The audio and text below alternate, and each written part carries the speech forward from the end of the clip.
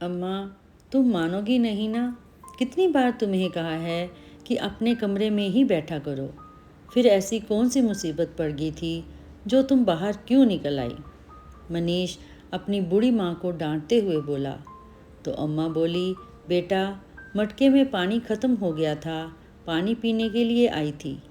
वैसे भी उस कोठरी में मुझे घुटन महसूस होती है, इसलिए सोचा कि बाहर निकल के थोड़ी ताज़ी हवा खा लूँ। अम्मा, अम्मा, तुम मेरी बात समझती क्यों नहीं? माया बाजार से आती ही होगी, और अगर उसने तुम्हें यहाँ देख लिया तो आफत खड़ी हो जाएगी। ऐसा कहते हुए मनीष अम्मा को लगभग घसीटते हुए उसकी कोठरी में वापस ले गया। बेचारी अम्मा वापस अपनी कोठरी में रखी चारपाई पर दम से पटक दी गई। अपनी कोठरी में पड़ी पड़ी शकुंतला जी आंखों से जर्जर आंसू बहाती जा रही थी और लगातार शून्य में निहारती जा रही थी। चारपाई पर लेटे हुए अम्मा उस दिन को याद करने लगी जब 18 साल की उम्र में मनीष का एक्सीडेंट हो गया था। शहर के सिटी हॉस्पिटल में उसका इलाज चलते चलते 15 दिन से भी ज़्यादा हो गए थे, लेकिन उसकी तबीयत में सुधार नहीं हो रहा था। आईसीयू वार्ड में परेशान मनीष के पिता मोहन लाल जी लगातार इधर उधर चक्कर लगा रहे थे और बेचैनी में कभी डॉक्टरों से अपने बेटे की ज़िंदगी की भीख मांगते तो कभी कुर्सी पर बैठकर फूट फूट कर रोने लग जाते। उधर अस्पताल के कोने में खड़ी शकुंतला जी भी बेटे की सलामती के लिए नर्सों की खुशामद कर रही थी। तभी आईसीयू वार्ड से जब डॉक्टर बाहर निकले तो मोहनलाल जी उनके पीछे पीछे दौड़े और उनके पैर पकड़कर गिड़गिड़ाने लगे। डॉक्टर साहब, कुछ भी करके मेरे मनीष को बचा लीजिए। मैं आपका सदा आभारी रहूँगा। बस मेरे बेटे की जान बचा लीजिए।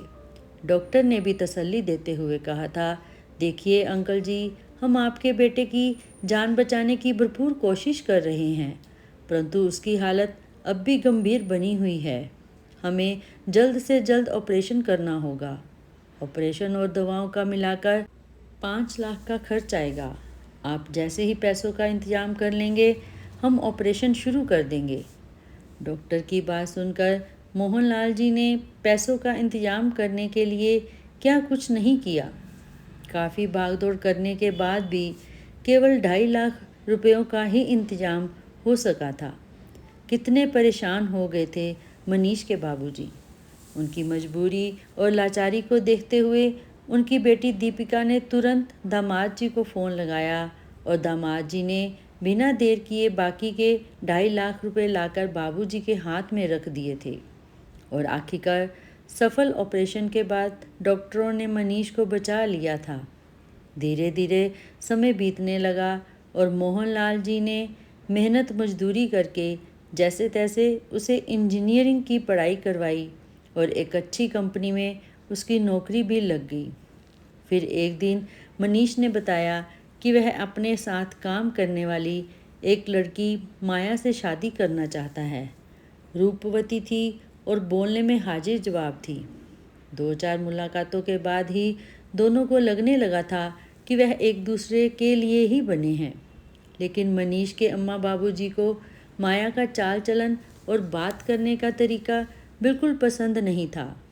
उधर माया के माता पिता ने भी इसलिए विजातीय विवाह से स्पष्ट तौर पर मना कर दिया था, परंतु दोनों ने किसी की एक भी न सुनी और आखिरकार दोनों की शादी करवा दी गई। फिर वही हुआ जिसका डर था। उनकी बहू माया इतनी तेज तर्रार थी कि आए दिन घर में कलेश करके रखती थी। अपने सास ससुर के साथ रहना उसे कतई गवारा नहीं था और कुछ ही समय में अपने पति को लेकर किराए के मकान में रहने लगी। इसके बाद मनीष अपने माता पिता से मिलने भी नहीं आया। कई बार वे बीमार हुए, उसे खबर भी दी जाती थी, परंतु वो नहीं आया। यहाँ तक कि होली दिवाली पर भी उससे फ़ोन नहीं किया जाता था। अपने बेटे से अलग होकर बाबूजी को गहरा सदमा लगा। अब वे गुमसुम रहने लगे। एक दिन अचानक उन्हें सीने में दर्द हुआ और वह लड़खड़ा कर गिर पड़े। शकुंतला जी को कुछ समझ नहीं आया कि क्या करना चाहिए। वे तुरंत पड़ोस में ही रहने वाली मनीष की बुआ जानकी को बुलाकर ले आई। दोनों ने जैसे तैसे उन्हें संभाला और चारपाई पर लिटाया। जब डॉक्टर को बुलाया गया तो पता चला कि उन्हें हार्ट अटैक आया था। उसके बाद भी कितनी बार उन्होंने अपने बेटे को फ़ोन किया था, लेकिन जवाब में वह माँ पर ही भड़क पड़ता था। लेकिन जैसे ही उनकी बेटी दीपिका को अपनी पिता की हालत के बारे में खबर मिली तो वह बिना समय गंवाए अपने पति के साथ उनके पास आ पहुँची। आते ही अपने पिता से लिपट गई और रोते हुए कहने लगी, बाबूजी, अब आप और देर नहीं करेंगे। हम आपका इलाज अच्छे से अच्छे अस्पताल में करवाएंगे। परंतु बहुत साल पहले से ही अपनी बेटी और दामाद के एहसानों तले दबे बाबूजी अब उसका और एहसान नहीं लेना चाहते थे। अपनी आंखों से टपकते आंसुओं को पोंछकर बुझी आवाज़ में कहने लगे, दीपिका बेटी, अब मुझे किसी अस्पताल में नहीं जाना। तू आ गई है, अब मैं बहुत जल्दी ठीक हो जाऊंगा। दीपिका ने अपने पिता की हालत में सुधार लाने के लिए दिन रात एक कर दिए। उन्हें समय पर दवा और खाना देती थी, अक्सर पलंग पर बैठकर उनके पैर दबाया करती थी। जब भी बाबूजी उसे यह सब करने से मना करते तो हमेशा कहती, पिताजी, जब हम छोटे थे तो क्या आप हमारे लिए ये सब नहीं करते थे? अब मेरा वो फ़र्ज अदा करने का समय आया है, तो मुझे रोकिए मत। बेटी से सेवा करवाते हुए बाबूजी अपना हाथ उठाकर जैसे ही उसे आशीर्वाद देने लगे तो अचानक उनका हाथ निढाल होकर लटक गया। यह दृश्य देखते ही शकुंतला जी के पैरों तले जमीन खिसक गई थी और दीपिका अपने पिता के मृत शरीर पर सिर रखकर जोर जोर से रोने लगी। जीते जी जिस बेटे को मिलने के लिए भी मोहनलाल जी तरस गए थे, वह बेटा अपने पिता के मृत शरीर को मुख अग्नि देने के लिए तुरंत हाजिर हो गया। लेकिन उसके चेहरे पर लेश मात्र भी पछतावा नजर नहीं दिख रहा था। बेटा बहू लोकाचारी निभाकर वापस अपने घर को चले गए। शकुंतला जी अपने पति की मौत के सदमे से दिनों दिन कमज़ोर होती जा रही थी। कहने को तो उन्हें कोई बड़ी बीमारी नहीं थी, लेकिन जब मन ही अशांत हो तो तन कैसे बेहतर महसूस कर सकता है। पति की पेंशन से ही रोजी रोटी और दवा का खर्चा निकाल लेती थी। बरामदे में ही सारा दिन अकेली पड़ी रहती थी और अपने कंपाते हाथों से जैसे तैसे 2 वक्त की रोटी पका लिया करती थी। उधर दीपिका अपनी माँ का हालचाल जानने के लिए अक्सर आ जाती थी और कुछ दिन अपनी माँ के साथ रह लिया करती थी। लेकिन अब बहू और बेटे को यह डर सताने लगा कि कहीं माँ बाबूजी के इस घर पर उसकी बहन और जीजा जी का कब्जा ना हो जाए। इसलिए मनीष अपनी पत्नी के साथ अपना सामान लेकर वापस अपने पुश्तैनी घर आ गया और बहाना यह बनाया कि पिताजी के जाने के बाद अब हम अम्मा को अकेले नहीं छोड़ सकते। बेचारी भोली भाली शकुंतला जी तो इसी बात को सच मानकर मन ही मन ईश्वर का शुक्रिया अदा कर रही थी कि चलो देर से ही सही उनके बेटे को सद्बुद्धि तो आई। लेकिन अपने बेटे और बहू के मंसूबे तो उन्हें मालूम ही ना थे। कुछ ही दिनों में उनकी बहू माया ने पूरे घर पर अपना अधिकार कर लिया और अम्मा का सामान एक कोठरी में पहुंचा दिया। जब उनकी बेटी दीपिका ने इस बात से ऐतराज़ जताया तो उस पर भी मनीष और माया ने मायके में आवश्यकता से अधिक दखल देने का आरोप लगाकर खूब खरी खोटी सुनाई और घर से चलता कर दिया। बेचारी शकुंतला जी इस हालत में नहीं थी कि अपने बेटे बहू का और विरोध कर सके। जब सर्दियों का समय आया तो हाड़ गला देने वाली ठंड पड़ने लगी, जिसके कारण शकुंतला जी और भी ज़्यादा बीमार रहने लगी। लेकिन उनके बेटे बहू ने उनके इलाज पर पैसा खर्च करना जरूरी नहीं समझा। इस वजह से उनका रोग और बढ़ता गया। एक दिन जब जानकी जी उनका हालचाल जानने के लिए घर आई तो अपनी भाभी शकुंतला की ऐसी हालत देखकर दंग रह गई। मनीष और माया अम्मा की चारपाई के पास नीचे ही बैठ गए और कहने लगे, बड़ी मुश्किल में है अम्मा, जान अटकी है, समझ नहीं आता क्या करें। कहते कहते मनीष का गला भर आया। इस पर माया बोली, सच में अम्मा का दुख अब देखा नहीं जाता। इससे तो बेहतर है कि छुटकारा ही मिल जाए। मनीष और माया की बात सुनकर जानकी जी गुस्से में बोली, अपनी अम्मा के मरने की बात कर रहे हो तुम दोनों? ये नहीं कि किसी अच्छे से डॉक्टर को दिखा दें।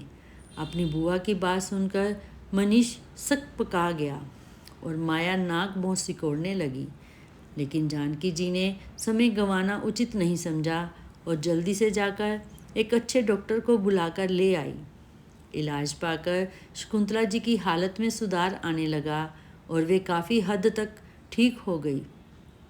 अपने अतीत में झांकती शकुंतला जी एकाएक अपनी यादों से बाहर आ गई जब उन्हें जानकी जी ने आवाज़ लगाई, शकुंतला भाभी, लो ये खिचड़ी बनाकर लाई हूँ, खा लीजिए। उसके बाद दवाई भी लेनी है। ना दीदी, भूख ना है मुझे, उन्होंने उदासी के साथ कहा। अरे भाभी, कुछ खाओगी नहीं तो दवाई कैसे लोगी, और दवाई नहीं लोगी तो ठीक कैसे होगी? जानकी जी बड़े प्यार से बोली। क्या करना है दीदी ठीक भी होकर? वैसे भी तन का रोग तो दवाई से ठीक हो सकता है, लेकिन अपने मन का क्या करूं? वो बीमार है तो मैं ठीक कैसे रह सकती हूँ? शकुंतला जी कहने लगी। एक बात कहूँ आपको भाभी, यह बात दिमाग में तो कितनी बार आई, लेकिन तुम्हारे सामने बोल न सकी। क्या दीदी, आपकी बात का भी कभी बुरा माना है मैंने? आपने जो मेरे लिए किया है शायद ही कोई किसी के लिए करता होगा। भाभी, तुम्हें तुम्हारे बेटे बहू ने इस छोटी सी कोठरी में पटक दिया और तुम चुपचाप यहाँ आ गई। वह कितने कितने दिन यहाँ जागते भी नहीं। तुम्हारी बहू माया तो अपने बच्चों को भी दादी के पास आने नहीं देती। बीमार होने पर तुम्हारा इलाज तक नहीं करवाते। ऐसा बुरा व्यवहार करते हैं जो कोई अपने दुश्मन के साथ भी ना करे। फिर भी आप उन्हें कुछ नहीं कहती, ऐसा क्यों?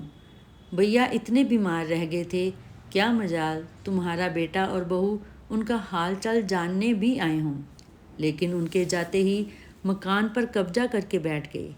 यह बात सुनते ही शकुंतला जी को झटका सा लगा। फिर जानकी जी हल्के से गुस्से में बोली, ये कैसे रिश्ते हैं भाभी, जहाँ बेटा माता पिता के त्याग को ही भूल जाए। बेटा बहू बूढ़ी माँ को एक फालतू सामान सा समझ ले और अपनी माँ की ही मौत की दुआ मांगे। भाभी, सास भी तो माँ ही होती है। हमने तो हमेशा यही सुना है कि सास को माँ का दर्जा दिया जाए।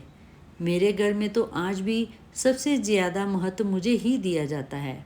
मुझे तो किसी ने पुराने सामान की तरह अलग थलग करके नहीं फेंक दिया। तो तुम क्यों सह रही हो यह सब भाभी? जानकी जी ने कहा तो शकुंतला जी आंखों में आंसू पोंछते हुए बोली, दीदी, आखिर औलाद तो अपनी है, कितने लाड प्यार से पाला था उसे, तो उससे क्या गिला करूं? लेकिन भाभी, जब रिश्तों में स्वार्थ आ जाए तब वे खोखले हो जाते हैं। तब उनसे कोई गिला शिकवा नहीं किया जाता, बल्कि उनकी औकात बताई जाती है और अपनी औकात दिखाई जाती है। जब बच्चे ही अपने माँ बाप का महत्व नहीं जानते, और ऐसे में माँ बाप का ही फर्ज है कि वह अपने बच्चों को सही रास्ते पर लाएं, फिर चाहे उन्हें साम दाम दंड भेद की नीति ही क्यों न अपनानी पड़े। लेकिन उन्हें यह बताना बहुत ही आवश्यक है कि हम बूढ़े जरूर हैं, लेकिन लाचार बिल्कुल भी नहीं हैं। जानकी जी की बातों ने शकुंतला जी को अंदर तक झकझोर दिया। जानकी जी के जाने के बाद अम्मा सोच में पड़ गई। यूँ तो उनकी उम्र बहुत ज़्यादा नहीं थी, वह लगभग 65 साल की थी, परंतु पति के जाने का गम और अपने बेटे की बहू की बेरुखी ने उन्हें समय से पहले ही बूढ़ा कर दिया था। कहने को तो उनके 2 पोते थे, पर उनके पास आकर बैठने की फुर्सत किसी को भी नहीं थी। इस बीमारी में केवल जानकी जी ही उनकी मदद कर रही थी। अपने ही घर की एक छोटी सी कोठरी में सिमट कर पड़ी हुई शकुंतला जी ये सब बातें सोचते सोचते आंख लग गई। नींद में ही उन्हें एक आवाज़ सुनाई दी, अरे शकुंतला, तू मालकिन है इस घर की एक चीज़ तेरी बनाई हुई है। याद कर, कितने चाव से सजाया था तूने इस घर को। मोहनलाल जी बोले, जी देखिए ना, मेरा घर तो अब मेरा रहा ही नहीं, मुझे तो इस घर में चलने फिरने भी नहीं दिया जाता। ताज़ी हवा खाने का हक भी नहीं है मुझे। अपने ही बेटे के मन में मेरे लिए कोई इज्जत नहीं है। शकुंतला जी बुदबुदाने लगी। दीदी ठीक कहती हैं शकुंतला, जब कोई तुम्हारी कदर ना जाने तो तुम उसे अपना महत्व बताओ। यूं ही अपनी ज़िंदगी को बर्बाद मत करो। तुम्हें ऐसी हालत में देखकर मेरी आत्मा भी शांति नहीं पाती है, मोहनलाल जी बोले। इतने में शकुंतला जी की नींद खुल गई और एकाएक वह चारों तरफ देखने लगी, लेकिन जिसे वह ढूंढ रही थी वे तो वहाँ थे ही नहीं। उन्हें एहसास हुआ कि वह सपना था, लेकिन उसके बाद शकुंतला जी में बहुत बदलाव आया। अब वह समय पर खाना खाने लगी और दवा लेने लगी और कुछ ही दिनों में ठीक हो गई। हाँ, बढ़ती उम्र के कारण शरीर में कुछ कमजोरी जरूर थी, परंतु इतनी भी नहीं कि चल फिर ना सके। आज शकुंतला जी अपनी कोठरी से निकलकर हॉल में आकर बैठ गई। उन्हें देखते ही तुरंत उनका बेटा मनीष बोला, अम्मा आप बाहर क्यों आ गई? कुछ चाहिए था तो आवाज़ लगा देती। माया ने देख लिया तो बहुत गुस्सा होगी। ऐसा कहते हुए वह जैसे ही अम्मा की कलाई पकड़कर वापस कोठरी की तरफ जाने लगा तो उन्होंने उसका हाथ झटक दिया और दबंग होकर बोली, क्यों गुस्सा होगी वह मुझे, और क्या हक है उसका? यह घर मेरा है और मेरी मर्जी, मैं जहाँ जाऊँ। वह होती कौन है मुझे मेरे घर में ही घूमने से मना करने वाली? मनीष अपनी माँ का यह रूप देखकर हैरान रह गया। हमेशा डरी सहमी सी रहने वाली शकुंतला जी आज कड़क आवाज़ में बोल रही थी। तभी अंदर से माया की आवाज़ आई, यह टीवी किसने चलाया इस समय? टीवी चलाने वाली इस घर की मालकिन है और मुझे नहीं लगता कि किसी को इस बात पर ऐतराज़ होना चाहिए। शकुंतला जी जोर से बोली और उनकी आवाज़ सुनकर माया तमतमाती हुई बाहर निकली। अम्मा आप यहाँ, आपकी हिम्मत कैसे हुई यहाँ आकर बैठने की? थोड़ी देर में मेरी किट्टी पार्टी की सहेलियाँ घर में आने वाली हैं, इसलिए आप चुपचाप अपने कमरे में वापस चली जाइए। बिल्कुल नहीं, आज मेरा टीवी देखने का मन है, इसलिए आज तो पूरा दिन टीवी चलेगा। तुम अपनी सहेलियों को मना कर दो। कहते हुए शकुंतला जी आरामदायक मुद्रा में बैठ गई। यह नज़ारा देखकर आज माया दंग रह गई थी कि अम्मा में इतना आत्मविश्वास कहाँ से आ गया। तुम सुन रहे हो ना, तुम्हारी माँ ने क्या कहा? माया ने अपने पति की तरफ गुस्से से देखते हुए कहा। अब मनीष बेबसी भरी आवाज़ में बोला, माँ तुम अपने कमरे में जाओ ना। आपने सुना नहीं, यहाँ किट्टी पार्टी होने वाली है। देखो बेटा, भले ही तुम बीवी के गुलाम हो, लेकिन यह कतई मत भूलना कि यह घर मेरा है। शकुंतला जी अभी बोल ही रही थी कि डोर बेल बजी। माया ने दरवाज़ा खोला तो सामने वकील साहब खड़े थे। वकील साहब आप? उन्हें अंदर ले आओ, मैंने ही बुलाया है। लेकिन क्यों? मनीष और माया चौंक कर बोले। अपनी वसीयत कराने के लिए। वसीयत? पर क्यों? आपका इकलौता बेटा होने के नाते इन सब पर मेरा ही तो अधिकार है। मनीष एकदम से बोला, वह बेटा अधिकार याद रहा, लेकिन कर्तव्य उसका क्या? शकुंतला जी बोली। माँ हम कर्तव्य निभा तो रहे हैं, माया ने कहा तो शकुंतला जी चुप ना रह पाई। हाँ, माँ को एक कोठरी में पटक देना और उसके बाद झांक कर भी न देखना वह जिंदा भी है या मर गई, उसे सबसे अलग थलग रखना मानो वह माँ न हो, बीमारियों का भंडार हो। अगर इसी को फ़र्ज निभाना कहते हैं तो तुमने बखूबी फ़र्ज निभाया है बेटा।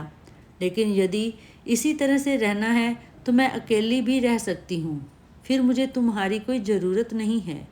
इसलिए मैंने निर्णय ले लिया है कि अगले महीने से मैं यह घर किराए पर दे रही हूँ। तुम लोग आज ही मेरी कोठरी में अपना सामान ले जाओ। मैं अपने लिए एक कमरा रखूँगी और घर का बाकी का सारा हिस्सा किराए पर दे दूँगी, ताकि मेरा खर्च निकल सके और तुम्हें भी मेरे फ़र्ज से मुक्ति मिल सके। इतना कहने की देर थी कि मनीष और माया दोनों ही तुरंत आकर अम्मा के चरणों में बैठ गए। उस माँ के चरणों में जिससे बात किए हुए भी उन्हें ना जाने कितने दिन हो गए थे। आप ऐसे तो मत कहिए अम्मा, हम कैसे रह सकते हैं उस कोठरी में।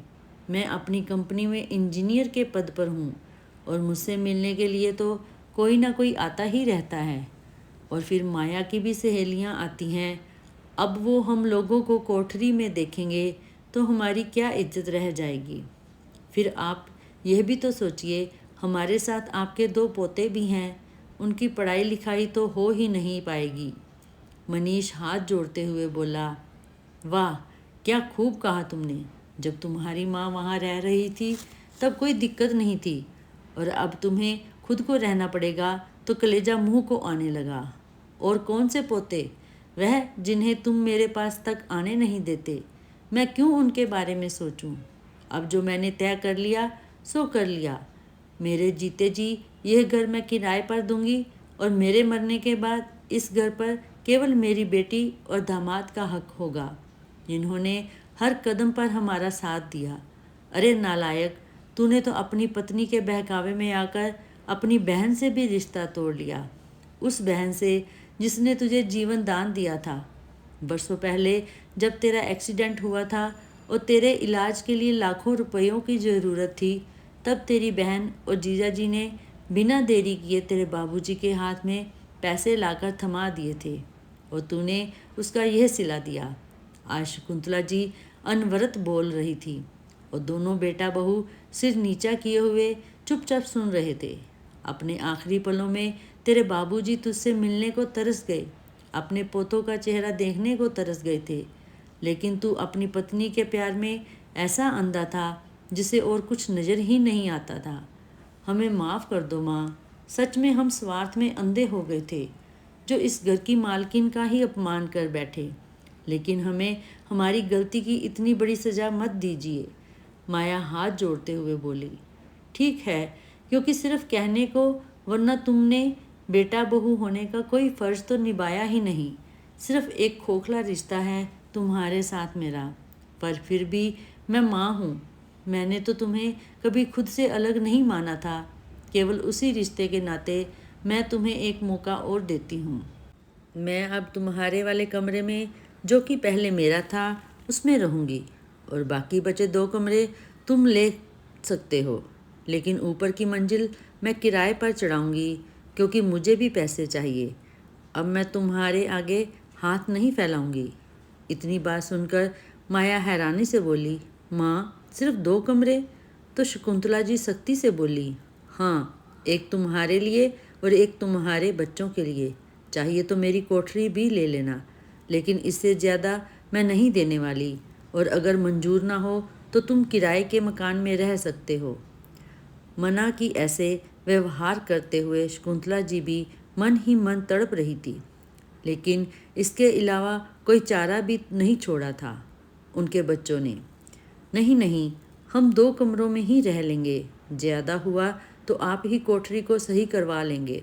मनीष एकदम बोला तो उसकी बात को काटते हुए अम्मा आवाज़ ऊंची करके बोली, और हाँ, सबसे ज़रूरी बात, मेरी बेटी जब चाहे, जितने समय के लिए चाहे, मेरे पास मेरे घर में आकर रहेगी। और अगर मुझे तुम्हारी तरफ से ज़रा भी उपेक्षा मिली तो मैं फ़ैसला लेने में एक पल की देरी नहीं करूँगी। आज अम्मा का यह रूप देखकर माया की कुछ और बोलने की हिम्मत ही नहीं हुई। अपनी सहेलियों को फ़ोन करके उसने किटी पार्टी का प्रोग्राम कैंसिल कर दिया। कुछ ही दिनों में शकुंतला जी ने ऊपर की मंजिल को किराए पर दे दिया और साथ ही अपनी वसीयत भी बनवा दी, जिसमें घर का 50% हिस्सा उनके बेटे बहू के पास और बाकी का 50% उनकी बेटी और दामाद का होगा, जिन्होंने इतने साल अपने अम्मा बाबूजी की संभाल की थी। लेकिन इस वसीयत की भनक भी उन्होंने अभी अपने बेटे और बहू को नहीं लगने दी थी। तो दोस्तों, अगर आपको यह कहानी अच्छी लगी हो तो चैनल को ज़रूर सब्सक्राइब करें।